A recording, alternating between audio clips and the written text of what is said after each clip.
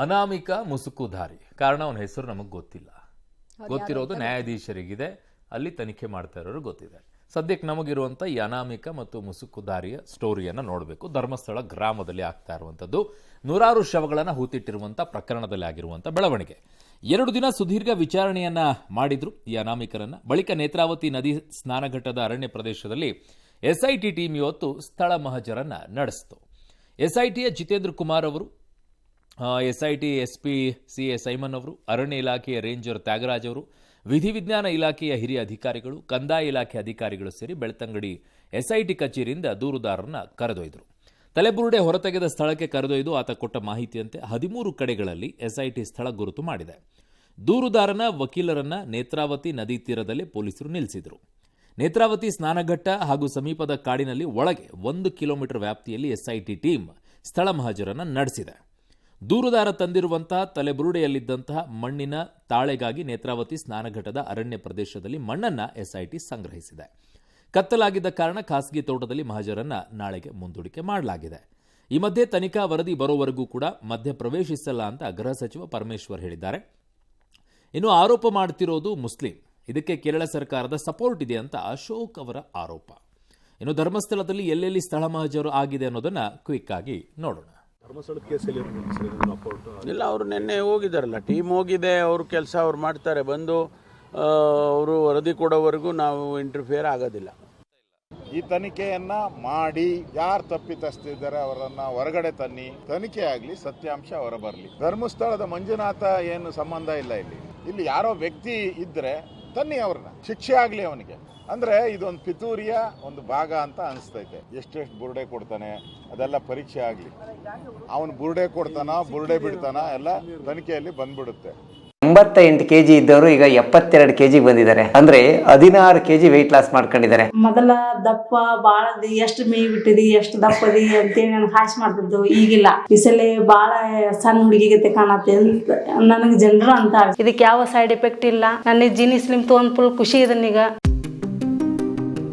ಹೂತಿಟ್ಟಂತಹ ಶವಗಳ ಸ್ಥಳ ಮಹಜರು ಎಲ್ಲಾಯಿತು ಇವತ್ತು ಅನ್ನೋದನ್ನ ನೋಡೋಣ. ಮೊದಲನೇ ಮಹಜರ್ ಆಗಿದ್ದು ನೇತ್ರಾವತಿ ಸ್ನಾನಘಟ್ಟದ ಎಡಭಾಗದ ಕಡೆಯಲ್ಲಿ ಆಯಿತು. ಆ ಕಾಡು ಏನಿದೆ, ಆ ಕಾಡು ನಿಮ್ಗೆ ತುಂಬ ಜನ ಧರ್ಮಸ್ಥಳಕ್ಕೆ ಹೋಗಿದ್ದರೆ ನೇತ್ರಾವತಿ ಸ್ನಾನ ಮಾಡುವಂಥ ಘಟ್ಟ ಏನಿದೆ ಆ ಜಾಗದಲ್ಲಿ ನಿಂತ್ಕೊಂಡ್ರೆ ಎಡಭಾಗದಲ್ಲಿ ಕಾಡೆಲ್ಲ ಕಾಣಿಸ್ತಾ ಇರುತ್ತೆ. ಆ ಭಾಗದಲ್ಲಿ ಇವತ್ತು ಹೋದರು. ಅಲ್ಲಿ ಗುರುತು ಪತ್ತೆಯನ್ನು ಮಾಡುವಂಥ ಕೆಲಸವನ್ನು ಕೂಡ ಮಾಡಿದರು. ನಂಬರ್ 8 ಅನ್ನುವಂಥದ್ದು ನಮ್ಮ ಕ್ಯಾಮ್ರಾದಲ್ಲೂ ಕೂಡ ಅದು ಸೆರೆ ಆಗಿತ್ತು. ಅಲ್ಲಿ ಬೋರ್ಡ್ ಹಾಕಿದ್ದಂಥ 8 ಕಾಣಿಸ್ತಾ ಇತ್ತು. ಇನ್ನು ಮಹಜರ್ 2 ನಡೆದಿರುವಂಥ ಜಾಗ ಯಾವುದು ಅಂತಂದರೆ ಅದು ನೇತ್ರಾವತಿ ಸ್ನಾನಘಟ್ಟ ಸೇತುವೆಯ ಮಧ್ಯೆಯಲ್ಲಿರುವಂಥ ಅರಣ್ಯ ಭಾಗ ಗುರುತು ಪತ್ತೆಯನ್ನು ಮಾಡಿದ್ದಾರೆ. ಅದು ಸ್ಥಳ 4 ಅಂತ ಗುರುತಿಸಿಕೊಂಡಿದ್ದಾರೆ. ಸೊ ಇದು ಒಂದೇ ಜಾಗದಲ್ಲಿ ಇಷ್ಟೇನಾ ಅಂತ ಅಂದರೆ ಈ ಜಾಗಗಳನ್ನು ಗುರುತಿಸಿದ್ದಾರೆ. ಈ ಭಾಗಗಳಲ್ಲಿ ಎಷ್ಟಿದ್ದಾವೆ ಅಂತ ಇನ್ನೂ ಪತ್ತೆ ಹಚ್ಚಬೇಕಾಗಿದೆ. ಅದನ್ನು ಡಿಗ್ ಮಾಡಿದಾಗ ಗೊತ್ತಾಗುತ್ತೆ. ಇನ್ನು ಮಹಜರ್ 3 ನೇತ್ರಾವತಿ ಸ್ನಾನಘಟ್ಟದ ಬಲಭಾಗದ ಅರಣ್ಯ ಗುರುತು ಪತ್ತೆ ಸ್ಥಳ 1 ಅಂತ ಅಲ್ಲಿ ನಂಬರನ್ನು ಹಾಕಿಟ್ಟಿದ್ದಾರೆ. ಇವೆಲ್ಲ ಆದ ನಂತರ ಅದನ್ನು ತೆಗಿಬೇಕಲ್ಲ, ಅದಕ್ಕೆ ಪರವಾನಗಿಯನ್ನು ಕೂಡ ಪಡ್ಕೊಳ್ಬೇಕಾಗತ್ತೆ ಕೋರ್ಟ್ನಿಂದ. ಅದನ್ನು ಪರವಾನಗಿಯನ್ನು ಪಡ್ಕೊಳ್ತಾರೆ. ಇವತ್ತಾಗಿರುವಂಥ ಸ್ಥಳ ಮಹಜರಿನ ಬೆಳವಣಿಗೆ ಇವತ್ತಿಂದು. ನಾಳೆ ಇನ್ನೂ ಬಾಕಿ ಇದೆ. ನಾಳೆ ತೋಟ ಒಂದಿದೆ ಅಂತೆ, ಖಾಸಗಿ ತೋಟ, ಅಲ್ಲೂ ಕೂಡ ಸ್ಥಳ ಮಹಜರನ್ನು ಮಾಡ್ತಾರೆ. ಕತ್ಲಾಗಿದ್ರಿಂದ ಇವತ್ತಿಗೆ ಅದನ್ನು ಮುಗಿಸಿದ್ದಾರೆ. ಅರುಣ್, ಈಗ ಅವ್ರ ದೂರಿನಲ್ಲಿ ನೂರಾರು ಶವಗಳು ಅಂತ ಹೇಳಿದ್ರಿಂದ ಈಗ ಕೆಲ ಕಡೆಗಳಲ್ಲಿ ಮಾತ್ರ ಇದನ್ನ ಡಿಗ್ ಮಾಡ್ತಾರಾ, ತೆಗೆಯುವಂಥ ಪ್ರಯತ್ನಗಳಾಗತ್ತಾ, ಅಥವಾ ಅಷ್ಟೂ ಕೂಡ ಅವ್ರು ತೋರಿಸ್ಬೇಕಾಗತ್ತೆ. ಅವ್ನು ಪರ್ಟಿಕ್ಯುಲರ್ ಆಗಿ ಈಗ ಬಾಯಿಗೆ ಬಂದಂಗೆ 106 ನಾನು ಹೂತಿಟ್ಟಿದ್ದೀನಿ ಅಂತ ಹೇಳೋಕ್ಕಾಗಲ್ಲ. ಎಷ್ಟು ಅನ್ನುವಂಥದ್ದನ್ನ ಹೇಳ್ಬೇಕು, ಅಂದಾಜಲ್ಲಿ ಹೇಳ್ಬೋದು. ಈಗ ಆ ವ್ಯಕ್ತಿ 106 ಅಂತ ಹೇಳಿರೋದು. ಆದರೆ ತುಂಬಾ ಜನ ಬಹಳ ನಿಪುಣರು, ಪರಿಣಿತರು, ಪಂಡಿತೋತ್ತಮರು ಆಗಿರುವಂತ ಒಂದಿಷ್ಟು ಸೋಷಿಯಲ್ ಮೀಡಿಯಾದಲ್ಲಿ ಕೊಡುವಂತ ಕಮೆಂಟ್ ಅಲ್ಲಿ 500, ಒಬ್ಬರಂತೂ 1000 ಅಂತ ಲೆಕ್ಕ. ಅವ್ರಿಗೆ 1000ದ ಲೆಕ್ಕ ಹೆಂಗೆ, ಹೂತಕ್ಕೆ ಎಲ್ಲಿ ಹೂತಿಡಕ್ಕಾಗತ್ತೆ, ಕನಿಷ್ಠ ಜ್ಞಾನ ಇದೆಯೋ ಇಲ್ಲೋ ಅನ್ನೋದು ನನಗೆ ಗೊತ್ತಿಲ್ಲ. ಆ ವ್ಯಕ್ತಿ ಆಡಿರುವಂಥ ಮಾತುಗಳನ್ನು ಕೇಳಿಸ್ಕೊಳ್ತಾ ಇದ್ರು. ಒಂದು ಕಡೆಗೆ ಇಡೋಣ, ಜನರ ದಿಕ್ಕು ತಪ್ಪಿಸುವಂಥ ಕೆಲಸ ಅವೆಲ್ಲ ನಡೆಯುತ್ತೆ. ಬಟ್ ಪರ್ಟಿಕ್ಯುಲರ್ ಆಗಿ ನೋಡೋಣ, 100 ಅಂತಾನೆ ಇಟ್ಕೊಳ್ಳೋಣ. ಈಗ 106 ಅಂತಂದ್ರೆ 999ವರೆಗೂ ಹೋಗ್ಬೋದು. ಅದು 999ವರೆಗೂ ಹೋಗ್ಬೋದು, ಆಯ್ತಾ. ಪರ್ಟಿಕ್ಯುಲರ್ ಆಗಿ ಒಂದು ತೋರಿಸ್ತಾ ಇರುವಂಥ ಜಾಗಗಳಲ್ಲಿ ಎಷ್ಟು ಬಾಡಿಗಳು ಸಿಗುತ್ತೆ ಅನ್ನುವಂಥದ್ದು, ಆಯ್ತಾ. ಈಗ ಸ್ಥಳ ಮಹಜರ್ ಮಾಡಿ ಬಂದಿದ್ದಾರೆ, ಅವನು ಇಂತಿಂಥ ಸ್ಥಳಗಳನ್ನು ಗುರುತಿಸಿದ್ದಾನೆ. Okay, fine. ನೆಕ್ಸ್ಟ್ ಮಾಡೋದೇನು, ಅದನ್ನು ಡಿಗ್ ಮಾಡಬೇಕು. ಡಿಗ್ ಮಾಡಿ ಒಳಗಡೆಗಿರುವಂತಹ ಅಸ್ಥಿ ಪಂಜರಗಳು ಏನು ಸಿಗುತ್ತೆ ಅದನ್ನು ತಕ್ಕೋಬಹುದು. ಕೆಲವರು ಹೆಣ್ಣು ಮಕ್ಕಳದ್ದಾಗಿದ್ದರೆ, ಮಾಂಸ ಜಾಸ್ತಿ ದಷ್ಟಪುಷ್ಟವಾಗಿರುವಂಥವ್ರಿದ್ರೆ 10-15 ವರ್ಷದವರೆಗೂ ಕೂಡ ನಿಮಗೆ ಆ ಮಾಂಸ ಒಳಗಡೆಗಿರುವಂಥದ್ದು ಸಿಗುತ್ತಂತೆ. ನಾನು ಕೇಳಿದೆ, ಓಕೆ. ಸಿಗುತ್ತೆ. ಅಂತಹ ಬಾಡಿಗಳೇನಾದರೂ ಸಿಕ್ಕರೆ ಗಂಡ್ಮಕ್ಳದ್ದು ಸಿಗೋದಿಲ್ಲ, ಹೆಣ್ಮಕ್ಳದ್ದು ಸಿಗುತ್ತಂತೆ ಕೇಳಿರೋ ಪ್ರಕಾರ. ಸೊ ಹಾಗಾಗಿ ಅಂಥವು ಸಿಕ್ಕಾಗ ಒಂದಿಷ್ಟು ಬಹಳ ದೊಡ್ಡ ಮಟ್ಟದಲ್ಲಿ ಎವಿಡೆನ್ಸ್ಗಳಾಗಿ ಸಿಗುತ್ತೆ. ಬಟ್ ಈ ಪ್ರಕರಣದಲ್ಲಿ ಈಗ ಮುಖ್ಯವಾಗಿರೋದು ಸಿಕ್ಕ ತಕ್ಷಣ ಮೂಳೆಯನ್ನ ಕಳಿಸ್ಕೊಡ್ತಾರೆ. ಹೌದು. ಅದರದ್ದು ಕಾರ್ಬನ್ ಡೇಟಿಂಗ್ ಮಾಡ್ತಾರೆ, ಅನಿವಾರ್ಯತೆ ಇದ್ರೆ. ಕಾರ್ಬನ್ ಡೇಟಿಂಗ್ ಯಾಕೆ ಅಂತಂದ್ರೆ ಅದರ ಏಜ್ ಎಷ್ಟು ಅಂತ ಕಂಡುಹಿಡಿಯೋಕ್ಕೆ. ಇಷ್ಟೇ ವಯಸ್ಸಿನವರು ಇಷ್ಟು ಸಾವನ್ನಪ್ಪಿದ್ದಾರೆ ಅನ್ನುವಂಥದ್ದನ್ನು ಹೇಳಬೇಕು ಅಂದರೆ ಆ ಮೂಳೆ ಸಿಕ್ಕಿದೆ ಅಂದಾಗ ಇದು ಇಷ್ಟು ವಯಸ್ಸಿನವರದ್ದೇ ಅಂತ ಗುರುತಿಸೋಕೆ ಕಾರ್ಬನ್ ಡೇಟಿಂಗ್ ಮಾಡ್ತಾರೆ, ಅದು ಸಿಗುತ್ತೆ. ಎರಡನೆಯದು ಇಲ್ಲಿ ಪ್ರೊಫೈಲ್ ಅನ್ನ ರೆಡಿ ಮಾಡ್ತಾರೆ, DNA ಪ್ರೊಫೈಲ್ ಅನ್ನ. ಈಗ ಏಜ್ ಸಿಕ್ಕ ನಂತರ ಆ ಏಜ್ ನಲ್ಲಿರುವಂತವ್ರು ನಾಪತ್ತೆ ಆಗಿರುವಂತವ್ರು ಎಷ್ಟು ಜನ ಮಿಸ್ಸಿಂಗ್, ಅದ್ರ ಜೊತೆ ಕಂಪೇರ್ ಮಾಡ್ತಾರೆ. ಅಲ್ಲಿ ಈ ಏಜ್ನವ್ರು ಎಷ್ಟಿದ್ದಾರೆ ಅಂತ ಹೇಳ್ತಾರೆ. ಅದರ ಆಸ್ಪಾಸು ಒಂದು 5 ವರ್ಷ, ಈಗ 22 ವಯಸ್ಸು, ಇಲ್ಲಿ ಸತ್ತವರು ಒಂದು 20-25 ಆಸ್ಪಾಸ್ನಲ್ಲಿರೋರ್ಬೋದು ಅಂತೇಳಿ ಕಾರ್ಬನ್ ಡೇಟಿಂಗ್ ಅಲ್ಲಿ ಗೊತ್ತಾಗ್ಬೋದು. ಆ ಏಜ್ನಲ್ಲಿ ಅವ್ರು ಮಿಸ್ಸಿಂಗ್ ಆಗಿರೋರು ಎಷ್ಟು ಅದನ್ನ ಲಿಸ್ಟ್ ಮಾಡ್ತಾರೆ. ಅವರ ಜೊತೆಗೆ ಅವರಲ್ಲಿರುವಂತ ಪೇರೆಂಟ್ಸ್ ಯಾರಾದ್ರೂ ಇದ್ರೆ ಅವ್ರನ್ನ ಕರೆಸ್ತಾರೆ, ಅವ್ರ ಜೊತೆಗೆ ಇದನ್ನ ಮ್ಯಾಚಿಂಗ್ ಮಾಡ್ತಾರೆ DNA ಅನ್ನ. ಸೊ ಅದು ಒಂದು ಸವಾಲಿದೆ ಅಲ್ಲ, ಅವ್ರುಗಳು ಬರಬೇಕು ಫ್ಯಾಮಿಲಿ DNA-ಗೆ. ನಾಪತ್ತೆ ಕೇಸನ್ನು ಅವ್ರು ಕೊಟ್ಟಿದ್ದಾರೆ ಅಂತ ಮೇಲೆ ಅವ್ನು ಕರೆದೇ ಕರೀತಾರೆ, ಅದರಲ್ಲಿ ಯಾವ ಅನುಮಾನನೂ ಇಲ್ಲ. ಬಟ್ ಈಗ ಈ ಕೇಸ್ಗಳಲ್ಲಿ ಮುಖ್ಯವಾಗಿರೋದು ಅವ್ರು ಕೇವಲ ಪರ್ಟಿಕ್ಯುಲರ್ ಆಗಿ ಧರ್ಮಸ್ಥಳದ ಸುತ್ತಮುತ್ತಲದ ಅಷ್ಟೇ ಹೇಳಿಲ್ಲ ಅಲ್ಲ, ಅವ್ರು ಇಡೀ ರಾಜ್ಯದಲ್ಲಿ ಎಲ್ಲೆಲ್ಲಿ ನಾಪತ್ತೆ ಆಗಿದ್ರೆ ಅವ್ರದ್ದೆಲ್ಲ ನೀವು ಕಂಪ್ಲೇಂಟ್ ಕೊಡಿ ಅಂತ ಓಪನ್ ಮಾಡಿ ಇಟ್ಕೊಂಡಿದ್ದಾರೆ. ಸೊ ಆಗ ಅವರೆಲ್ಲ ಕಂಪ್ಲೇಂಟ್ ಕೊಡ್ಬೋದು. ಆ ಏಜ್ ನಲ್ಲಿರುವಂತವ್ರು ನಾಪತ್ತೆ ಆಗಿರೋರು ಎಷ್ಟು ಏನು ಲೆಕ್ಕ ಅಂತ ಕೊಡ್ತಾರೆ. ಬಟ್ ಈ ಜಾಗದಲ್ಲಿ ಹೇಗಿದೆ ಅಂತಂದ್ರೆ, ನಾನು ತುಂಬಾ ಜನ ಒಂದಿಷ್ಟು ಎಕ್ಸ್ಪರ್ಟ್ಗಳಲ್ಲಿ ಕೇಳ್ತಾ ಇದ್ದೆ, ಅರುಣ್ ಏನು ಹೇಳ್ತಾರಂದ್ರೆ ಅವರು, ಅರುಣ್ ಈಗ ಕಾಶಿಗೆ ಹೋದಂಥವ್ರು ನಾನು ಅಲ್ಲಿ ಸಾವನ್ನಪ್ಪಿದ್ರೆ ನನಗೆ ಮೋಕ್ಷ ಸಿಗುತ್ತೆ ಅಂತ ಹೇಳಿ ಸಾವನ್ನಪ್ಪದಂಥವ್ರು ತುಂಬಾ ಜನ ಇದ್ದಾರೆ ಕಾಶಿಯಲ್ಲಿ. ಧರ್ಮಸ್ಥಳಕ್ಕೆ ಹೋಗಿ ನನಗೆ ಮೋಕ್ಷ ಸಿಗುತ್ತೆ, ನನಗೆ ಸಾವಾದ್ರೆ ಅಲ್ಲೇ ಆಗಬೇಕು ಅಂತೇಳಿ ಹೋಗಿರೋಂಥವ್ರು ಇದ್ದಾರೆ. ಅಲ್ಲೇ ಹೋಗಿ ಸುಸೈಡ್ ಮಾಡ್ಕೊಂಡಿರುವಂಥ ಕೇಸ್ಗಳಿದ್ದಾವೆ. ಸೊ ಇಂತಹ ಪ್ರಕರಣಗಳಲ್ಲಿ ಹೂತಿಟ್ಟಿರುವಂಥದ್ದು ಆ ಪ್ರಕರಣಗಳು ಎಷ್ಟು? ಆಮೇಲೆ ಅಲ್ಲಿ ಸ್ಮಶಾನ ಜಾಗ ಸಿಗೋವರೆಗೂ ಕೂಡ ಮುಂಚೆ ಆ ಮೃತದೇಹಗಳನ್ನು ಎಲ್ಲಿ ಹುಳುತ್ತಾ ಇದ್ರು? ಅದೇ ಅರಣ್ಯ ಪ್ರದೇಶ. 20 ವರ್ಷದಲ್ಲಿ ಬರೀ 100 ಇವ್ರು ಹೇಳೋ ರೀತಿಯಲ್ಲಿ ಅಷ್ಟೇನಾ ಸಾವಾಗಿದ್ದು? ಇನ್ನುಳಿದಂಥವ್ರು ಸಾವಾಯ್ತಲ್ಲ, ಆ ಮೃತದೇಹಗಳು ಎಲ್ಲಿ? ಗ್ರಾಮ ಪಂಚಾಯತಿ ವ್ಯಾಪ್ತಿಯಲ್ಲಿ ಬೇಕಲ್ಲ. ಆ ಗ್ರಾಮದಲ್ಲಿ ಸಾವನ್ನಪ್ಪಿರುವಂತವ್ರನ್ನ ಎಲ್ಲಿ ಹುಳುತ್ತಾ ಇದ್ರು? ಆ ಸೇಮ್ ಮಿಸ್ಸಿಂಗ್ ಕೇಸಸ್ ಅಲ್ಲಿ ಇದರಲ್ಲಿ ಅದು ಬರಲೇಬೇಕಲ್ಲ? ಬರುತ್ತೆ, ಇಲ್ಲ ಅಂತ ಹೇಳ್ತಾ ಇಲ್ಲ ನಾನು. ಈಗ ಮಿಸ್ಸಿಂಗ್ ಕೇಸ್ ಅಂದ ತಕ್ಷಣ ಎಲ್ಲರೂ ಏನು ಅನ್ಕೊಂಡ್ಬಿಟ್ಟಿದ್ದಾರೆ, ಅಲ್ಲೆಲ್ಲೋ ಮಿಸ್ಸಿಂಗ್ ಕೇಸ್ ಆಗ್ಬಿಟ್ಟಿದೆ, ಪೊಲೀಸರು ಹೋಗ್ಬಿಟ್ಟು ಹೂತ್ ಬಿಡಪ್ಪ ಅಂತ ಹೇಳ್ಬಿಡ್ತಾರೆ ಅಂತೇಳಿ. ಹಂಗಾಗಲ್ಲ. ಕಂಪ್ಲೇಂಟ್ ಆಗತ್ತೆ, ನಾಪತ್ತೆ ಆಗಿರೋದು, ಅದನ್ನ ಪೊಲೀಸ್ ಸ್ಟೇಷನ್ ಇದು ಹಾಸ್ಪಿಟ್ಲಿಗೆ ಹೋಗುತ್ತೆ, ಪೋಸ್ಟ್ ಮಾರ್ಟಮ್ಗೆ ಇಟ್ಕೊಳ್ತಾರೆ. ಮಾಡೋದಾದ್ರೆ ಬಾಡಿ 1 ದಿನನೋ 2 ದಿನನೋ 1 ವಾರದವರೆಗೂ ಇಡ್ತಾರೆ. ಯಾರು ಬರದೇ ಇದ್ದಾಗ ಮಾತ್ರ ಅದು ಅನಾಥ ಶವ ಅಂತೇಳಿ ಹೂಡಿಡ್ತಾರೆ. ಹೂತ್ ಹಾಕ್ತಾರೋ ಇಲ್ಲ ಸುಡ್ತಾರೋ ಯಾವುದೋ ಒಂದು ಕೆಲಸ ಮಾಡ್ತಾರೆ. ಯಾವಾಗ ಅದನ್ನ ಹೂಳುವಂತ ಕೆಲಸವನ್ನ ಮಾಡ್ತಾರೆ ಅಂತಂದ್ರೆ ಅದು ಮರ್ಡರ್ ಆಗಿದ್ರೆ, ಇಲ್ಲ ಅತ್ಯಾಚಾರ ಆಗಿದ್ದು ಆ ಪ್ರಕರಣದಲ್ಲಿ ಅವ್ರೇನಾದ್ರೂ ಓಪನ್ ಆಗುತ್ತೆ, ಬಾಡಿ ತಕ್ಕೊಳಕ್ ಬೇಕಾಗತ್ತೆ, ಸುಟ್ಟು ಬಿಟ್ರೆ ಎಲ್ಲ ಹೊರಟೋಗ್ಬಿಡುತ್ತೆ. ಸೊ ಆ ನಿಟ್ಟಿನಲ್ಲಿ ಅದು ಬಹಳ ಮುಖ್ಯ ಆಗತ್ತೆ. ಸೊ ಹಾಗಾಗಿ ಅವೆಲ್ಲ ಡೀಟೇಲ್ಸ್ಗಳು ನಿಮಗೆ ಸ್ಥಳೀಯವಾಗಿರುವಂತ ಆಸ್ಪತ್ರೆಯಲ್ಲಿ ಸಿಗಬೇಕು, ಪೊಲೀಸ್ ಸ್ಟೇಷನ್ ಅಲ್ಲಿ ಸಿಗಬೇಕು, ಗ್ರಾಮ ಪಂಚಾಯಿತಿಯಲ್ಲಿ ಸಿಗಬೇಕು. ಆಮೇಲೆ ಆ ಊರಿನಲ್ಲಿ ಸಾವನ್ನಪ್ಪಿರುವಂತವ್ರು ಎಷ್ಟು ಜನ ಇದ್ದಾರೆ, ಅವರನ್ನು ಎಲ್ಲಿ ಹೂಳಲಾಗಿತ್ತು, ಅದು ಕೂಡ ಗ್ರಾಮ ಪಂಚಾಯಿತಿಯಲ್ಲಿ ಲಿಸ್ಟ್ ಸಿಗಬೇಕಾಗತ್ತೆ. ಆ ಲಿಸ್ಟ್ ಎಷ್ಟು, ನಾಪತ್ತೆ ಆಗಿರೋರು ಎಷ್ಟು, ಟೋಟಲ್ ನಂಬರ್ ಆಫ್ ಡೆತ್ಸ್ ಎಷ್ಟಿದೆ ಅಲ್ಲಿ, ಇವ್ರು ಹೇಳ್ತಾ ಇರುವಂತ ಲೆಕ್ಕ ಯಾವುದು? ಸೊ ಇದಷ್ಟು ಸುಲಭದಲ್ಲ. ಭೌಗೋಳಿಕವಾಗಿಯೂ ಈ ಜಾಗ ಬಹಳಷ್ಟು ಚೇಂಜಸ್ ಆಗಿರುತ್ತೆ. ಅಕ್ಯುರೇಟ್ ಆಗಿ ನಾನು 14 ವರ್ಷಗಳ ಹಿಂದೆ ಏನಿತ್ತು ಅದನ್ನ ಈಗಲೂ ತೋರಿಸ್ತೀನಿ ಅಂತಂದ್ರೆ ಕಾಡಿನ ಪ್ರದೇಶ ಆ ರೀತಿಯಲ್ಲಿ ಆಗತ್ತೆ ಅಂತ ನಂಗೆ ಡೌಟ್. ಯಾಕೆ ನಿಮ್ಗೆ ಬೇಕಿದ್ರೆ ಬೆಟ್ಟ ಗುಡ್ಡಗಳಲ್ಲಿರುವಂತ ಪ್ರದೇಶಗಳಲ್ಲಿ, ಫಾರ್ ಎಕ್ಸಾಂಪಲ್ ಉತ್ತರ ಕನ್ನಡ ಜಿಲ್ಲೆಯಲ್ಲಿ ಮಡಿಕೇರಿ ಭಾಗಗಳಲ್ಲಿ ಬೆಟ್ಟ ಗುಡ್ಡಗಳಿರೋ ಜಾಗದಲ್ಲಿ ಲ್ಯಾಂಡ್ ಸ್ಲೈಡ್ ಆಗ್ಬಿಡುತ್ತೆ, ನಿಮ್ಗೆ ಆ ಜಾಗ ಎಲ್ಲಾಯ್ತು ಏನೋ ಅಂತ ಗೊತ್ತಾಗಲ್ಲ ಅವಾಗಿಂದ ಹೋಗಿ. ಇದು ಪ್ಲೇನ್ ಆಗಿರುವಂತದ್ದು ಇದೆ, ನದಿ ತಟದಲ್ಲಿರುವಂತ ಜಾಗ, ಕಾಡಿನ ಪ್ರದೇಶದಲ್ಲಿ ಬೇರೆ ಯಾವನೋ ಹೋಗ್ಬಿಟ್ಟು ಗುಂಡಿ ತೆಗೆದ್ಬಿಟ್ಟು ಅಗಿಯಕ್ಕೆಲ್ಲ ಪರ್ಮಿಷನ್ ಇರೋದಿಲ್ಲ, ಯಾರು ಅದನ್ನ ಚೇಂಜಸ್ ಮಾಡಕ್ಕಾಗಲ್ಲ.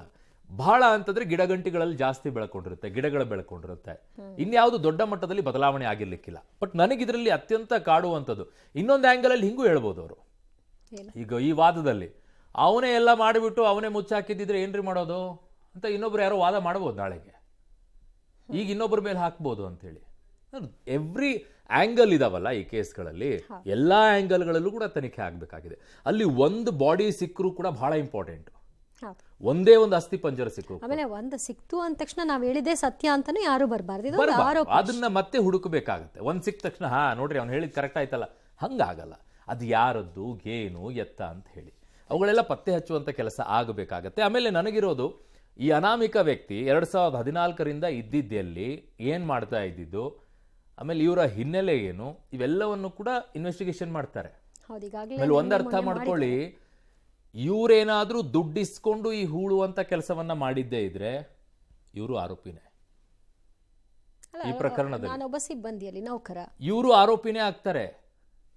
ಅವ್ರು ಹೇಳಿರೋ ಪ್ರಕಾರ ಅತ್ಯಾಚಾರ ಆಗಿತ್ತು ನಾ ನೋಡಿದ ರೀತಿಯಲ್ಲಿ, ಕೊಲೆ ಆಗಿತ್ತು ನಾ ನೋಡಿದ ರೀತಿಯಲ್ಲಿ, ಅವರನ್ನ ಹೂಳಕ್ ಕೇಳಿದ್ರು ನಾನು ಹೋಗಿ ಹೂತ್ ಬಿಟ್ಟಿದ್ದೀನಿ ಅನ್ನೋದೇ ಆದ್ರೆ ಇವರು ಕೂಡ ಅಷ್ಟೇ ಆ ಜಾಗದಲ್ಲಿ ಆರೋಪಿಯಾಗಿ ನಿಂತ್ಕೊಳ್ತಾರೆ.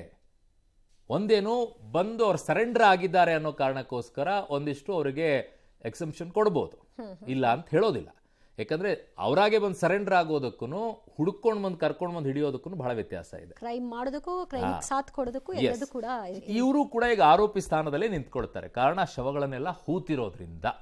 ಬಟ್ ತನಿಖೆ ಆಗಲಿ, ಸಿಗುತ್ತೆ, ಯಾರ್ಯಾರ್ದು ಏನು ಅನ್ನುವಂಥದ್ದು ಪತ್ತೆ ಆಗಬೇಕಾಗತ್ತೆ. ಒಂದು ವೇಳೆ ಸಿಗದೆ ಇದ್ದಾರೆ ಅನ್ನುವಂಥ ಪ್ರಶ್ನೆ ಬಹಳ ಜನರಲ್ಲಿದೆ. ಅದು ಸಿಗದೆ ಇದ್ದಾಗ ನೋಡೋಣ ಅಲ್ವಾ? ಓಕೆ. ಇನ್ನು ಇನ್ಸ್ಟಾದಲ್ಲಿ ಅಶ್ಲೀಲವಾಗಿ ಕಮೆಂಟ್ ಮಾಡಿದ್ದ ದರ್ಶನ್ ಫ್ಯಾನ್ ವಿರುದ್ಧ ನಟಿ ರಮ್ಯಾ ಬೆಂಗಳೂರು ಪೊಲೀಸ್ ಕಮಿಷನರ್ ಕಚೇರಿಗೆ ತೆರಳಿ ದೂರನ್ನ ಕೊಟ್ಟಿದ್ದಾರೆ. ಬಳಿಕ ಮಾತನಾಡಿ, ಸುಪ್ರೀಂ ಕೋರ್ಟ್ನಿಂದ ನ್ಯಾಯ ಸಿಗುತ್ತೆ ಅಂತ ನಾನು ಸ್ಟೇಟಸ್ ಹಾಕಿದ್ದಕ್ಕೆ ಅಶ್ಲೀಲವಾಗಿ ಸಂದೇಶ ಕಳಿಸಲಾಯಿತು. ಇವರಿಗೂ ರೇಣುಕಾಸ್ವಾಮಿಗೂ ಏನು ವ್ಯತ್ಯಾಸ, ಹಾಗಾಗಿ ದೂರು ಕೊಟ್ಟಿದ್ದೀನಿ ಅಂದ್ರು. ಅಲ್ಲದೆ ಫ್ಯಾನ್ಸ್ಗೆ ದರ್ಶನ್ ಬುದ್ಧಿ ಹೇಳ್ಬೋದಿತ್ತಲ್ವಾ, ಅದು ಅವ್ರು ಹೇಳದೇ ಇರೋ ತಪ್ಪಲ್ವಾ ಅಂತ ದರ್ಶನ್ ವಿರುದ್ಧವೂ ಕೂಡ ಅಸಮಾಧಾನವನ್ನು ವ್ಯಕ್ತಪಡಿಸಿದ್ರು. ನಟಿ ರಮ್ಯಾಗೆ ರಾಜ್ಯ ಮಹಿಳಾ ಆಯೋಗ ಕೂಡ ಬೆಂಬಲವನ್ನು ಕೊಟ್ಟಿದೆ. ಅಶ್ಲೀಲವಾಗಿ ಸಂದೇಶ ಕಳಿಸಿದವರ ವಿರುದ್ಧ ತನಿಖೆ ಮಾಡಿ ಕ್ರಮ ಕೈಗೊಳ್ಳಬೇಕು ಅಂತ ಕೋರಿ ಪೊಲೀಸ್ ಆಯುಕ್ತರಿಗೆ ಪತ್ರವನ್ನು ಬರೆದಿದೆ. ಇನ್ನು ನಟಿ ರಮ್ಯಾಗೆ ಪರೋಕ್ಷವಾಗಿ ದರ್ಶನ್ ಪತ್ನಿ ವಿಜಯಲಕ್ಷ್ಮಿ ತಿರುಗೇಟನ್ನು ಕೊಟ್ಟಿದ್ದಾರೆ.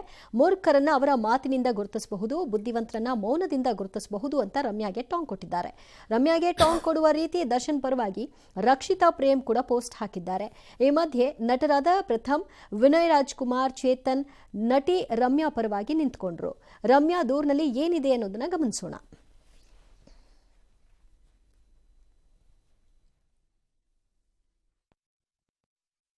ಕೋರ್ಟಿಂದ ಸಾಮಾನ್ಯ ಜನರಿಗೆ ಎಲ್ಲೋ ಒಂದ್ ಕಡೆ ಹೋಪ್ ಇದೆ ನಮಗೆ ಜಸ್ಟಿಸ್ ಸಿಗತ್ತೆ ಅಂತ. ಅದಾದ್ಮೇಲೆ ಟ್ರೋಲ್ಗಳೆಲ್ಲ ಶುರು ಮಾಡಿಕೊಂಡ್ರು. ನನ್ಗೆ ಅನ್ನಿಸ್ತು ಈ ರೇಣುಕಾ ಸ್ವಾಮಿಗೂ ಮತ್ತೆ ಇವ್ರು ಮೆಸೇಜ್ ಮಾಡೋದಕ್ಕೂ ಏನು ವ್ಯತ್ಯಾಸನೇ ಇಲ್ಲ. ಸೊ ಹಾಗಾಗಿ ನಾನು ಇವತ್ತು ಬಂದು ಕಮಿಷನರ್ ಸಾಹೇಬ್ಗೆ ನಾನು ಕಂಪ್ಲೇಂಟ್ ಕೊಟ್ಟಿದ್ದೀನಿ. ಅವ್ರು ಅಕ್ಸೆಪ್ಟ್ ಮಾಡಿದ್ದಾರೆ.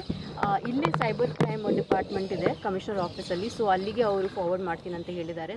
ಇದರಿಂದ ಸಮಾಜಕ್ಕೆ ಒಂದು ಮೆಸೇಜ್ ಹೋಗ್ಬೇಕಂತ ನಾನು ಇಷ್ಟಪಡ್ತೀನಿ. ಎಲ್ಲ ಹೆಣ್ಮಕ್ಳು ಪರ ನಾನು ಈ ಕಂಪ್ಲೇಂಟ್ ಮಾಡಿದ್ದೀನಿ. ಆಕ್ಚುಲಿ ಐ ಡೋಂಟ್ ಥಿಂಕ್ ಅವರಿಬ್ರು ನನ್ನ ಬಗ್ಗೆ ಹೇಳಿದಾರೆ ಅಂತ ನನ್ಗೆ ಅನ್ಸಲ್ಲ. 100% ಅವ್ರ ಜವಾಬ್ದಾರಿ ಇದೆ. ಯಾಕಂದ್ರೆ ರೇಣುಕಾ ಸ್ವಾಮಿ ದರ್ಶನ್ ಫ್ಯಾನ್ ಅಲ್ವಾ, ಅವ್ರು ಹೇಳ್ಬೇಕಲ್ವಾ ಫ್ಯಾನ್ಸ್ಗೆ. ರಮ್ಯಾ ಅವರು ಇದನ್ನು ಕಂಪ್ಲೇಂಟ್ ಮಾಡಿದರೆ FIR ಆಗುತ್ತೆ, ಕಾನೂನಿನ ಕ್ರಮನೂ ಆಗುತ್ತೆ. ನಾನು ಅದನ್ನು ಸುಮೋಟೋ ಕೇಸು ಸಹ ನಾನು ದಾಖಲೆ ಮಾಡಿಕೊಂಡು ಕಮಿಷನರ್ ಅವ್ರಿಗೆ ಕಳಿಸ್ಕೊಡ್ತೇನೆ. ಸೊ ಆ ಥರ, ಯಾಕಂದರೆ ಇಲ್ಲ ಅಂತಂದರೆ ಏನಾಗುತ್ತೆ, ಒಬ್ರು ನೋಡ್ಕೊಂಡು ಇನ್ನೊಬ್ರು ನೋಡ್ಕೊಂಡು ಇನ್ನೊಂದು ಹೆಣ್ಮಗಳಿಗೆ ಮಾನಹಾನಿ ಮಾಡ್ತಾನೆ ಹೋಗ್ತಾರೆ. ಕೊಟ್ಟ ಮೇಲೆ ಅದಕ್ಕೇನು ಕ್ರಮ ತಗೋಳ್ತಾರೆ ಪೊಲೀಸು. ಸೋಷಿಯಲ್ ಮೀಡಿಯಾದಲ್ಲಿ ಈಗೆಲ್ಲ ನಾವು ಮಾನಿಟರ್ ಮಾಡ್ತಾ ಇದ್ದಾರೆ. ಯಾವುದು ಸೆನ್ಸಿಟಿವ್ ಆಗಿರ್ತಕ್ಕಂಥ ವಿಚಾರಗಳಿರುತ್ತೆ ಅವನ್ನೆಲ್ಲ ಕೂಡ ಐದರ್ ಬ್ಲಾಕ್ ಮಾಡ್ತಾರೆ, ಇಲ್ಲ ಅವರು ಕಂಪ್ಲೇಂಟ್ ಯಾರಾದರೂ ಕೊಟ್ಟರೆ ಅದನ್ನು ಕಂಪ್ಲೇಂಟ್ ತಗೊಂಡು ಅದ್ರ ಮೇಲೆ ಕ್ರಮ. ಸೊ ಹಾಗಾದ್ರೆ ರಮ್ಯಾ ಅವರ ದೂರಿನಲ್ಲಿ ಏನಿದೆ ಅನ್ನೋದನ್ನ ಮೊದಲೇದಾಗ ಗಮನಿಸೋಣ. 4 ಪುಟಗಳ ದೂರನ್ನ ಕೊಟ್ಟಿದ್ದಾರೆ. 43 ಅಕೌಂಟ್ಗಳಿಂದ ಬಂದಂತಹ ಸಂದೇಶವನ್ನ ಅವರು ಅದರಲ್ಲಿ ಉಲ್ಲೇಖ ಮಾಡಿದ್ದಾರೆ. ಕೇವಲ 43 ಅಲ್ಲ, ಸಿಕ್ಕಾಪಟ್ಟೆ ಬಂದಿದೆ. ಅದರಲ್ಲಿ 43 ತುಂಬಾ ಸಹಿಸಿಕೊಳ್ಳಿಕ್ಕೆ ಸಾಧ್ಯವಾಗದೇ ಇರುವಂತಹ ಕೆಟ್ಟ ಕಮೆಂಟ್ಗಳಾಗಿತ್ತು ಮತ್ತು ಬೆದರಿಕೆಯನ್ನು ಕೂಡ ಒಡ್ಡಲಾಗಿದೆ. ಆ ಕಾರಣಕ್ಕಾಗಿ ಆ 43 ಅವರು ಕೋಟ್ ಮಾಡಿದ್ದಾರೆ. ದರ್ಶನ್ ವಿರುದ್ಧದ ಕೊಲೆ ಪ್ರಕರಣದ ಸುಪ್ರೀಂ ಕೋರ್ಟ್ನಲ್ಲಿ ವಿಚಾರಣೆ ನಡೀತಾ ಇತ್ತು. ಸೊ ನ್ಯಾಯಾಲಯದ ಕಲಾಪಗಳ ಕುರಿತಾಗಿ ಹಲವು ಮಾಧ್ಯಮಗಳು ವರದಿಯನ್ನ ಮಾಡಿದ್ವು. ಅದರಲ್ಲಿ ಕೆಲವನ್ನ ನಾನು ನನ್ನ ಸೋಷಿಯಲ್ ಮೀಡಿಯಾ ಖಾತೆಯಲ್ಲಿ ಹಂಚಿಕೊಂಡಿದ್ದೆ. ಸುಪ್ರೀಂ ಕೋರ್ಟ್ ಕಾರ್ಯಕಲಾಪದ ವರದಿಯನ್ನ ಹಂಚಿಕೊಂಡಿದ್ನೇ ವಿನಃ ಬೇರೆ ಇನ್ನೇನೂ ಅಲ್ಲ. ಆ ಕಾರಣಕ್ಕಾಗಿ ವಿವಿಧ ಖಾತೆಗಳಿಂದ ಅಸಹ್ಯ, ಅವಹೇಳನ, ಭಯಾನಕವಾದಂತಹ ಸಂದೇಶಗಳನ್ನ ನನಗೆ ದರ್ಶನ್ ಅಭಿಮಾನಿಗಳು ಕಳಿಸಿದ್ದಾರೆ. ನನಗೆ ಕಳಿಸಲಾದಂತಹ ಸಂದೇಶಗಳು ಸ್ತ್ರೀ ದ್ವೇಷದಿಂದ ಕೂಡಿತ್ತು. ಅವುಗಳಲ್ಲಿ ಅವೆಲ್ಲವನ್ನು ಕೂಡ ದೂರಿನಲ್ಲಿ ಉಲ್ಲೇಖ ಮಾಡಿದ್ದೀನಿ ಅಂತ ಕೂಡ ಹೇಳಿದ್ದಾರೆ. ಮತ್ತು ನಾನು ಇಂಥದ್ದನ್ನೇ ಅಂತ ಹೇಳಲಿಕ್ಕೆ ಅಷ್ಟು ಅಸಹ್ಯವಾಗಿರುವಂತಹ ಕಮೆಂಟ್ಗಳಾಗಿದೆ ಅಂತ ಕೂಡ ಹೇಳ್ಕೊಂಡಿದ್ದಾರೆ. ಮಾಡಿದ್ದಾರೆ. ಅದರಿಂದ ನನ್ನ ದೂರಿನೊಂದಿಗೆ ಸಂದೇಶವನ್ನು ಲಿಂಕ್ ಲಗತ್ತಿಸಿದ್ದೀನಿ. ದರ್ಶನ್ ಅಭಿಮಾನಿಗಳ ಪೋಸ್ಟ್ ಅತಿರೇಕಕ್ಕೆ ಕೂಡಿದೆ. ಅದು ದರ್ಶನ್ ಫ್ಯಾನ್ಸ್ ಬಳಸಿರುವಂತಹ ಭಾಷೆ ಅಶ್ಲೀಲ ಮತ್ತು ಕೊಳಕು. ನನ್ನ ಜೀವಮಾನದಲ್ಲೇ ಈ ರೀತಿಯಾದಂತಹ ಕೆಟ್ಟ ಕೆಟ್ಟ ಪದಗಳನ್ನು ನನ್ನ ಮೇಲೆ ಯಾರಾದರೂ ಪ್ರಯೋಗ ಮಾಡಿದ್ದನ್ನು ನಾನು ಇಲ್ಲಿವರೆಗೂ ನೋಡಿರಲಿಲ್ಲ. ಇದು ನಿಜವಾಗ್ಲೂ ನನಗೆ ಘಾಸಿಯನ್ನು ಉಂಟು ಮಾಡಿದೆ. ನಾಗರಿಕ ಸಮಾಜ ಆತ್ಮಸಾಕ್ಷಿಯನ್ನ ಅಲುಗಾಡಿಸಿದೆ. ದುಷ್ಕರ್ಮಿಗಳ ವಿರುದ್ಧ ಅತ್ಯಂತ ಕಠಿಣ ಕ್ರಮವನ್ನು ತೆಗೆದುಕೊಳ್ಬೇಕು ಅನ್ನೋದು ನನ್ನ ಉದ್ದೇಶವಾಗಿದೆ. ಪೋಸ್ಟ್ಗಳನ್ನ ತೆಗೆದು ಹಾಕಲು ಸೂಕ್ತ ಪ್ರಕ್ರಿಯೆಯನ್ನು ಆರಂಭ ಮಾಡಿ ಅಂತ ಕೂಡ ಅವರು ದೂರಿನಲ್ಲಿ ವಿನಂತಿಸಿಕೊಂಡಿದ್ದಾರೆ. ಬಟ್ ಒಳ್ಳೆ ಇನಿಷಿಯೇಟಿವ್ ತಗೊಂಡಿದ್ದಾರೆ ಅಂತ ಅನ್ಸುತ್ತೆ ಅರುಣ್, ರಮ್ಯಾ. ಯಾಕಂದ್ರೆ ಸಿಕ್ಕೋರೆಲ್ಲ ಕಮೆಂಟ್ ಮಾಡ್ತಾರೆ. ಯಾರ್ದೋ ಮನೆ ಹೆಣ್ಮಕ್ಳನ್ನ ಯಾರು ಕೂಡ ದ್ವೇಷಿಸೋಕೆ ಅಥವಾ ನಿಂದಿಸೋಕೆ ಹಕ್ಕಿರಲ್ಲ. ಬೇರೆ ಎಲ್ಲ ಉದ್ದುದ್ದ ಭಾಷಣ ಹೊಡಿತಾರೆ. ಆದರೆ ಅವ್ರು ಏನು ಮಾಡ್ತಿದ್ದಾರೆ ಅನ್ನೋದನ್ನ ಯಾರು ಯೋಚನೆ ಮಾಡಲ್ಲ. ಬಟ್ ಒಳ್ಳೆ ನಿರ್ಧಾರ ತೆಗೆದುಕೊಂಡಿದ್ದಾರೆ ದೂರು ಕೊಡೋ ಮೂಲಕವಾಗಿ. ಅದರಲ್ಲಿ ನೋ ಡೌಟ್. ಆ್ಯಕ್ಚುಲಿ ಇನಿಷಿಯೇಟಿವ್ ತಗೊಳ್ಬೇಕಾಗಿದ್ದು ಹಿಂದೆನೇ ಆಗಬೇಕಾಗಿತ್ತು. ಈಗ ಅವ್ರು ಹೇಳ್ತಾ ಇರುವಂಥ ಒಂದು ಪಾಯಿಂಟ್ ವ್ಯಾಲಿಡ್ ಅದು. ಆ್ಯಕ್ಚುಲಿ ಅಲ್ಲಿ ಪವಿತ್ರ ಗೌಡ ಅವರಿಗೆ ರೇಣುಕಾ ಸ್ವಾಮಿ ಒಂದು ಅಶ್ಲೀಲ ಮೆಸೇಜ್ ಮಾಡಿದ್ದ ಅನ್ನೋದಕ್ಕೋಸ್ಕರ ಅವನನ್ನ ಕರೆದು ಶೆಡ್ನಲ್ಲಿ ಥಳಿಸಿ ಅವನ ಕೊಲೆ ಮಾಡಲಾಯಿತು ಅನ್ನುವಂಥ ಆರೋಪ ಇರೋದೀಗೆ, ಅದರಲ್ಲಿರೋ ಆರೋಪ.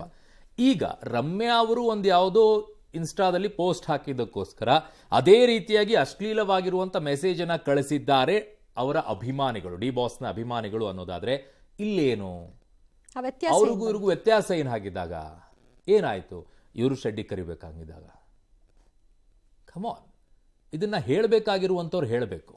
ಯಾಕೆ ಡಾಕ್ಟರ್ ರಾಜ್ಕುಮಾರ್ ಅವ್ರ ಅಭಿಮಾನಿಗಳು ಈ ರೀತಿಯಾಗಿ ಕಮೆಂಟನ್ನು ಹಾಕಲ್ಲ? ಯಾಕೆ ಪುನೀತ್ ರಾಜ್ಕುಮಾರ್ ಅವರ ಅಭಿಮಾನಿಗಳು ಈ ರೀತಿಯಾಗಿ ಕಮೆಂಟ್ ಹಾಕಲ್ಲ? ಯಾಕೆ ಶಿವರಾಜ್ ಕುಮಾರ್ ಅವರ ಅಭಿಮಾನಿಗಳು ಈ ರೀತಿಯಾಗಿ ಕೆಟ್ಟದಾಗಿ ಕಮೆಂಟ್ ಹಾಕೋದಿಲ್ಲ? ಕೆಲವರಿಂದ ಮಾತ್ರ ಯಾಕಾಗತ್ತೆ? ಇವರದ್ದೇ ಪರ್ಟಿಕ್ಯುಲರ್ ಆಗಿ ಯಾಕೆ ಬರುತ್ತೆ?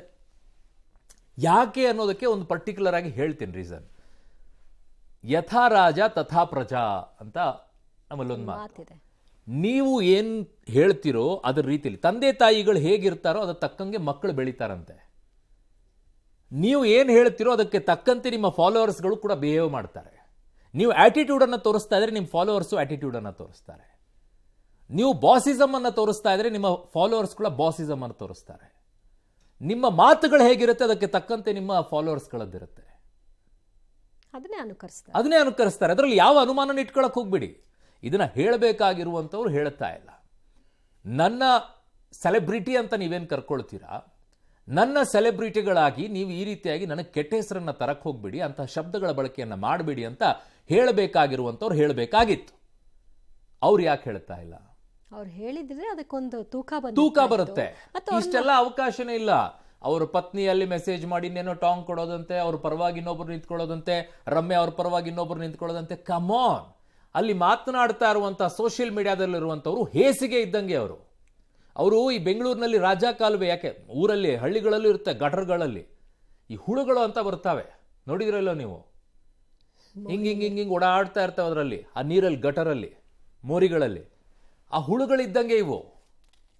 ಅವಕ್ಕೆ ನಿಜವಾಗಿಯೂ ಕೂಡ ಮನೆಯಲ್ಲಿ ಯಾರಾದರೂ ತಂದೆ ತಾಯಿ ಇದ್ದು ಸುಸಂಸ್ಕೃತವಾಗಿ ಬೆಳೆದಿದ್ದಿದ್ರೆ ಈ ಶಬ್ದಗಳ ಬಳಕೆಯನ್ನ ಮಾಡ್ತಿರಲಿಲ್ಲ. ಈ ಶಬ್ದಗಳ ಬಳಕೆ ಯಾರಿಗೂ ಬರಲ್ಲ ಅನ್ಕೊಂಡಿದ್ದೀರಾ? ನಮಗೆಲ್ಲ ಬರಲ್ವಾ? ಯಾಕೆ ಬಳಕೆ ಮಾಡಬಾರ್ದು? ಕೆಲವರು ಹೇಡಿಗಳು, ಅವ್ರ ರಿಯಲ್ ಅಕೌಂಟ್ ಅಲ್ವೇ ಅಲ್ಲ, ಅದು ಹೇಡಿಗಳೋ ನರಿಗಳೋ ಇಲಿಗಳೋ ಅದು ಬಿಡಿ.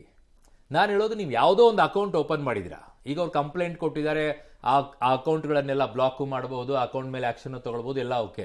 ನಾಳೆ ಇನ್ನೊಂದು ಅಕೌಂಟ್ ಓಪನ್ ಮಾಡ್ಕೊಳ್ತಾರೆ, ಇನ್ನೊಂದು ಹೆಸರಲ್ಲಿ ಮಾಡ್ಕೊಳ್ತಾರೆ. ಅದು ಬಿರಿ. ಆ ಸೋಷಿಯಲ್ ಮೀಡಿಯಾದಲ್ಲಿ ಅದಕ್ಕೆ ನಾನು ಹೇಸಿಗೆ ಅಂತ ಕರೆದಿದ್ದ. ಅದು ನಾನು ಅದಕ್ಕೆ ಗಟರಲ್ಲಿರುವಂತಹ ಹುಳುಗಳು ಅಂತ ಕರೆದಿದ್ದು. ರಾಜಕಾಲುವೆಯಲ್ಲಿ ಹಿಂಗೆ ಓಡಾಡ್ತಾ ಇರ್ತವೆ, ನೀವು ನೋಡಿದಿರ? ಕೆಲವು ಎಲ್ಲ ಆಲ್ಮೋಸ್ಟ್ ಅಲ್ಲಿ ಕಮೆಂಟ್ ಮಾಡುವಂಥವ್ರು ಈ ರೀತಿಯಾಗಿ ಅಶ್ಲೀಲವಾಗಿ ಕಮೆಂಟ್, ಸೊಂಟದ ಕೆಳಗಡೆ ಇರುವಂಥ ಭಾಷೆಯನ್ನ ಬಳಕೆ ಮಾಡ್ಕೊಂಡು ಟೀಕೆಗಳು ಹೇಗಿರ್ಬೇಕು ಗೊತ್ತೇನ್ರಿ? ಎದುರಾಳಿ ಅದನ್ನ ಸ್ವೀಕಾರ ಮಾಡಬೇಕು, ಇದು ಟೀಕೆ ಅಂತ ಹೇಳೋದು. ಈ ತರ ಹೇಳಿದಾಗ ಹೌದು ಅವನು ಕರೆಕ್ಟಾಗಿ ಹೇಳ್ತಾನೆ, ಅದನ್ನು ಸ್ವೀಕಾರ ಮಾಡಬೇಕು ಅನ್ನೋ ಮನಸ್ಥಿತಿಗಳು ಬರಬೇಕು. ಇನ್ನೊಬ್ಬರಿಗೆ ಹರ್ಟ್ ಮಾಡಿಬಿಟ್ಟು ಟೀಕೆ ಮಾಡೋದು ಟೀಕೆ ಅಲ್ಲ. ಈ ಸೋಷಿಯಲ್ ಮೀಡಿಯಾದಲ್ಲಿರೋರಿಗೆ ಯಾಕೆ ಹೇಳ್ಬೇಕು ಅದನ್ನು? ಅವು ತಿಳ್ಕೊಳ್ಳುವಂಥವು ತಾನೇ ಅವೆಲ್ಲಿ ತಿಳ್ಕೊಳ್ತವೆ? ಅದೇ ಹೇಸಿಗೆನೇ ಅವು, ಅದಷ್ಟೇ. ಅದು ಯಾವಾಗಿದ್ರು ಹಂಗೆ, ಅದು ಏನು ಮಾಡೋಕ್ಕಾಗಲ್ಲ. ಈಗ ಸದ್ಯಕ್ಕಂತೂ ಹೋರಾಟ ಶುರು ಮಾಡಿದ್ದಾರೆ, ನೋಡಿ ಎಲ್ಲಿಗೆ ಹೋಗಿ ತಲುಪುತ್ತೆ ಅಂತ. ಇನ್ನು ವಿಪಕ್ಷಗಳ ಪಟ್ಟಿನಂತೆ ಲೋಕಸಭೆಯಲ್ಲಿ ಆಪರೇಷನ್ ಸಿಂಧೂರ ಟ್ರಂಪ್ ಮಧ್ಯಸ್ಥಿಕೆ ಬಗ್ಗೆ ಇವತ್ತೆಲ್ಲ ಚರ್ಚೆ ನಡೀತು. ಸುಮಾರು 16 ಗಂಟೆ ಎಲ್ಲ ಮೆಗಾ ಡಿಬೇಟ್ ಎಲ್ಲ ನಡೀತು. ರಕ್ಷಣಾ ಸಚಿವ ರಾಜನಾಥ್ ಸಿಂಗ್ ಮೊದಲು ಒಂದು ಸ್ಪಷ್ಟನೆ ಕೊಟ್ಟಿದ್ದಾರೆ. ಪಹಲ್ಗಾಮ್ ಉಗ್ರ ದಾಳಿಗೆ ಪ್ರತಿಕಾರವಾಗಿ ಭಯೋತ್ಪಾದಕ ನೆಲೆಗಳನ್ನೆಲ್ಲ ಧ್ವಂಸ ಮಾಡೋದು ನಮ್ಮ ಉದ್ದೇಶ ಆಗಿತ್ತು. ಪಾಕಿಸ್ತಾನದ 9 ಉಗ್ರ ನೆಲೆಗಳ ಮೇಲೆ ನಿಖರವಾಗಿ ದಾಳಿ ಮಾಡಿದ್ವಿ. 100ಕ್ಕೂ ಹೆಚ್ಚು ಉಗ್ರನೆಲ್ಲ ಹೊಡೆದಾಕ್ಬಿಟ್ವಿ. ಪಾಕಿಸ್ತಾನದ ದಾಳಿ ವೇಳೆ ಭಾರತದ ಆತ್ಮರಕ್ಷಣೆ ಪ್ರತಿದಾಳಿ ಇತ್ತಿದು. ನಮ್ಮ ದಾಳಿಗೆ ಹೆದರಿದ ಪಾಕಿಸ್ತಾನ ದಾಳಿಯನ್ನು ನಿಲ್ಲಿಸಬೇಕು ಅಂತ ಕೇಳ್ಕೊಳ್ತು, ಗೋಗರಿತು ಅಂತ ಹೇಳಿ. ಪರೀಕ್ಷೆಯಲ್ಲಿ ಫಲಿತಾಂಶ ಮುಖ್ಯ. ಪರೀಕ್ಷೆಯ ಸಮಯದಲ್ಲಿ ಪೆನ್ನು ಪೆನ್ಸಿಲ್ ಮುರಿದೋಯ್ತಾ ಅನ್ನೋದೆಲ್ಲ ಪ್ರಶ್ನೆ ಅಲ್ಲ. ಪರೀಕ್ಷೆಯಲ್ಲಿ ಎಷ್ಟು ಮಾರ್ಕ್ಸ್ ಬಂತು ಅನ್ನೋದು ಬಹಳ ಮುಖ್ಯ ಅಂತಂದ್ರು. ಕಾಂಗ್ರೆಸ್ನ ಗೌರವ್ ಗೊಗೈ ಮಾತನಾಡಿ, ಪಹಲ್ಗಾಮ್ಗೆ ಉಗ್ರರು ಹೇಗೆ ಬಂದರು ಅನ್ನೋದ್ರ ಬಗ್ಗೆ ರಕ್ಷಣಾ ಸಚಿವರು ಏನೂ ಹೇಳ್ತಿಲ್ಲ. ಇದ್ದಕ್ಕಿದ್ದಂತೆ ಕದನ ವಿರಾಮ ಜಾರಿ ಬಗ್ಗೆ ನಾವು ತಿಳಿದುಕೊಳ್ಬೇಕಾಗಿದೆ. ಪಾಕಿಸ್ತಾನ ಮಂಡಿಯೂರೋಕೆ ಸಿದ್ಧ ಆಗಿದ್ರೆ ಸೇನಾ ಕಾರ್ಯಾಚರಣೆ ಯಾಕೆ ನಿಲ್ಲಿಸಿದ್ರಿ? ಯಾರಿಗೆ ಶರಣಾಗಿದ್ರಿ? ಟ್ರಂಪ್ 5-6 ವಿಮಾನಗಳನ್ನು ನಷ್ಟ ಆಗಿದೆ ಅಂದಿದ್ದಾರೆ. ಇದಕ್ಕೆ ಪ್ರಧಾನಿ ನರೇಂದ್ರ ಮೋದಿ ಅವರು ಉತ್ತರಿಸಬೇಕಂತೆಲ್ಲ ಕೇಳಿಕೊಂಡಿದ್ದಾರೆ. ಇನ್ನು ವಿದೇಶಾಂಗ ಸಚಿವ ಜಯಶಂಕರ್ ಅವರು ವಿಶ್ವಸಂಸ್ಥೆಯ 193 ಸದಸ್ಯ ದೇಶಗಳ ಪೈಕಿ ಪಾಕಿಸ್ತಾನ ಬಿಟ್ಟು ಕೇವಲ 3 ದೇಶಗಳು ಮಾತ್ರ ಆಪರೇಷನ್ ಸಿಂಧೂರವನ್ನು ಆಕ್ಷೇಪಿಸಿವೆ. ವಿಶ್ವಸಂಸ್ಥೆಯಲ್ಲಿ ಪಾಕಿಸ್ತಾನ TRF ಹೆಸರು ತೆಗೆಸೋಕೆ ಯತ್ನಿಸಿತು. ಆದರೆ TRF ಸಂಘಟನೆಯನ್ನು ಜಾಗತಿಕ ಉಗ್ರ ಸಂಘಟನೆ ಅಂತ ಅಮೆರಿಕ ಘೋಷಣೆ ಮಾಡಿತು. ಭಯೋತ್ಪಾದನೆ ವಿರುದ್ಧ ಕ್ರಮ ತೆಗೆದುಕೊಳ್ಳುವವರೆಗೂ ಪಾಕಿಸ್ತಾನ ಜೊತೆಗೆ ಸಿಂಧೂ ನದಿ ಕುರಿತು ಯಾವುದೇ ಚರ್ಚೆ ಇಲ್ಲ ಅಂತ ಮತ್ತೊಮ್ಮೆ ಸ್ಪಷ್ಟವಾಗಿ ಹೇಳಿದರು. ಮಧ್ಯಸ್ಥಿಕೆ ಆಗಿಲ್ಲ ಅಂತ ಸ್ಪಷ್ಟಪಡಿಸಿದರು. ನಾಳೆ ಮಧ್ಯಾಹ್ನ 12 ಗಂಟೆಗೆ ಅಮಿತ್ ಶಾ ಮಾತನಾಡ್ತಾರೆ. ರಾಹುಲ್ ಗಾಂಧಿ, ಪ್ರಿಯಾಂಕಾ ಗಾಂಧಿ ಕೂಡ ಮಾತಾಡ್ತಾರೆ. ಆ ಬಳಿಕ ಸಂಜೆ 5 ಗಂಟೆಗೆ ಮೋದಿ ಅವರು ಉತ್ತರ ಕೊಡ್ತಾರಂತೆ. लड़ रहे पाकिस्तान को सजा दी जाए और इसी वजह से आर्म फोर्सेस को पूरी आजादी दी गई थी कि वो अपने टारगेट खुद चुने और करारा जवाब दें. और इस ऑपरेशन का उद्देश्य कोई भी युद्ध छेड़ना नहीं था, बल्कि फोर्स के डिमॉन्स्ट्रेटिव यूज से एडवर्सरी को झुकने के लिए मजबूर करना था. 10 मई की सुबह जब भारतीय वायुसेना ने पाकिस्तान की मल्टीपल एयरफील्ड पर करारा प्रहार किया तो पाकिस्तान ने हार मान ली. अध्यक्ष महोदय, और हॉस्टिलिटी रोकने की कोशिश की. अब रोक दीजिए महाराज. ये नहीं कहा कि पहलगाम में दहशतगर्द कैसे आए.